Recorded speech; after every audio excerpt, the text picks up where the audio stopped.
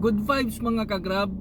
Ito may tanong lang ng isa nating tropa. Siguro to ewan lang natin kung baguhan lang siya o kaya hindi niya lang matandaan kung tuwing kailan ba binibigay yung KGR natin.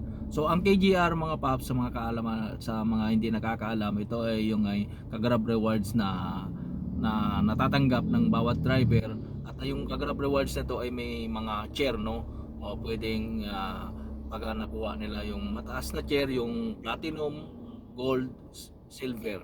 So yung member ay wala po yatang katumbas yun na rebates yun, no, sa bawat rides. So sa bawat rides kasi kung halimbawa naka platinum ka, ang per rides na mare-rebates mo kapag nakuha mo yung platinum ay kapag halimbawa nakakuha ka ng 440 rides, yun yung criteria, ay kapag nakuha mo yun ay magiging 4,400 lang ay bibigay sa iyo at papasok automatic yun sa cash wallet mo.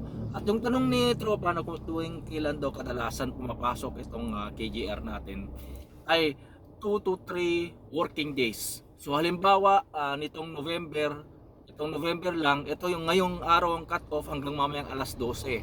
So kakount na yan bukas kasi hindi naman siya Saturday o kaya holiday. Magka-count ka ng 2 to 3 working days. So Monday bukas, so Tuesday to 3 Wednesday. So ang pasok niyan sa cash wallet natin, it's either Tuesday or Wednesday. So yun, tandaan nyo mga paps, sa mga baguhan o sa mga hindi nakakaalam, no, 2 to 3 working days, hindi kasama ang Saturday, Sunday, and holidays. So yun lang mga paps, ingat tayo lagi sa biyahe and God bless everyone.